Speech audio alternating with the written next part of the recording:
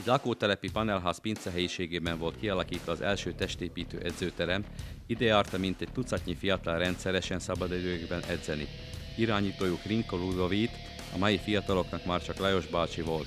Ő maga még katonai évei alatt ismerkedett meg a testépítéssel. Tak ja som bol ako zakladateľ tohto sportu kulturizmus. Tak majster kraja som bol vždycky prvý som bol, majster Slovenska som bol prvý a majster ČSR som bol vždycky druhý, tretí. Silová časť musela byť, silová časť. Musel byť biceps, koľko zdvihne, potom hrudník na laviče, koľko zdvihne a csinkov drep, koľko spraví. Mink úcottunk, hogy Kulincra jártam mindig, ott lenapoztam jó. Mikor mentem versenyezni, voltak olyan krémek voltak, bekentem magamat, olyan barna voltam. Igen, és akkor jobban mutatott. Látszik is a igen, képeken. Igen. Én akartam lenni nagyon barna, úgy szoktam, hogy naptával leöntött magamat, úgy napoztam. Tényleg? Ja. Ez érdekes. Barna voltam. Fú, nagyon barna, tényleg. 1972-ben szlovákiai második és csehszlovák harmadik helyezettként jogosult lett a Párizsi Európa-bajnokságon való részvételre.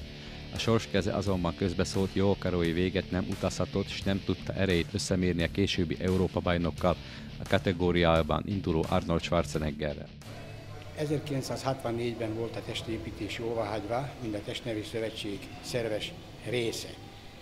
Mi, hárman, Prokopovics, Hrinko és én megalapítottuk az első szakosztályt a Rimaszombati járásban 1967-ben, amelyik az 5. szakosztály volt egész Szlovákiában. Ilyen mifajta emberek szintén Dél-Szlovákiából, Kassától, Lipóságon keresztül egészen Komáromig nagyon jóban voltunk velük, és egymástól tanultunk. Megemlíthetném itten Kléri Lacit, aki magyarájkumi mi vagyunk, és 5-szörös csehszlovák bajnok volt. A 70-es, 80-as években szintén remek eredményeket produkáltak a rimaszombati kulturista.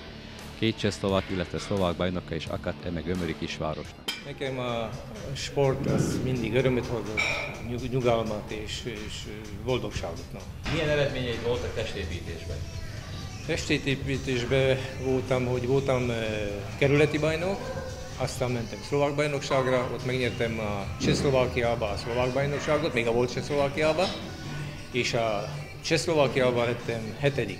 Úgyhogy mink is kerestük a lehetőséget, hol kezdeni, és rájöttünk, hogy egy pincehelyiségbe lehet tornászni Rimaszombatba. Gondolom az volt az egyetlen hely, a körülmények a maikhoz képest katasztrofálisak voltak, volt 2 darab vas pincehelyiségbe, friss levegő nélkül, de nagyon akartuk, csináltuk, nem volt semmi baj. Mondjuk itt a proteinekkel, ami kapcsolatban, szóval nem volt semmi, csak túró, meg egy kis húsra szereztünk. Semmi 99%-os fehérjepor nem volt. Úgyhogy csináltuk azt, ami volt, amivel tudtuk, ahol tudtuk, és ettük a túrót. De nagyon akartuk, tornáztunk minden nap, szóval jó akartunk kinézni, izmokat akartunk felszedni, igyekeztünk.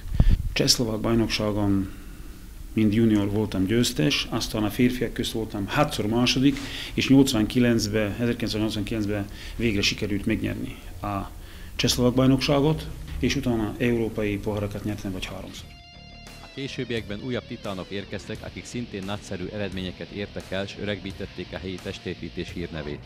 A Roland Fit Centrum immáron közel 20 éve ad otthont a város testépítőinek, és más testépítő szalonok is szolgálják a városban a nemes sportot. Rodine to bol ocino, ktorý mňa sám motivoval k tomu. Mimochodom bol sám majstrom Slovenska v 74. roku. No a on vlastne dovedol k tomu cvičeniu. Teraz sa venujem viac mladému kolektívu. Je tu viacej ambícií ľudí, ktorí by to chceli robiť a dosiahnuť.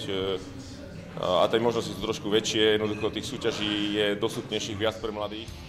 Napjaink aktív rimaszombati testépítői között találjuk együtt Pétert, aki az Arena Dunaszerdehely Sportklub versenyzője.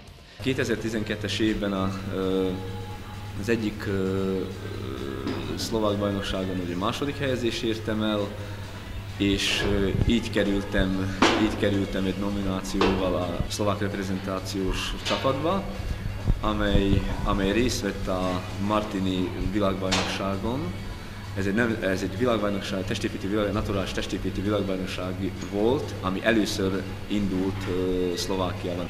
Ezen a világbajnokságon 4. helyezést értem el, ami szerintem engem nagyon biztatott a továbbhaladásban.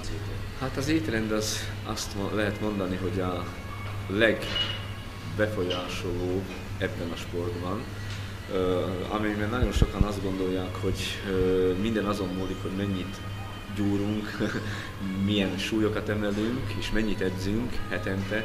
Ez nem igaz. Mindent az mutat meg és az hozza ki az eredményt, a formát, hogy mit eszünk, mikor eszünk, és tehát milyen érességűsben étkezünk. Nem sokára, május 18-án van egy nominációs versenyem, a Nemzetközi Szlovákiai Bajnokság, és a nomináció után szeretnék Olaszországba, Európa bajnokságon részt venni, tehát ez az egyik célom. És októberben kaptam egy meghívást lényegében szponzoromtól Amerikába, egy nagyszabású naturális versenyre, azt lehet mondani, hogy ez egyik legnagyobb, ilyen Natural Olimpia Rénóban. Péter nem csak versenyez, hanem mint edző női versenyzőket is készít fel a különböző fitness gym versenyekre. Ez év novemberében részt kíván venni a Franciaországban megrendezésre kerülő Natura világbajnokságon, és ott pedig a lehető legjobban szerepelni.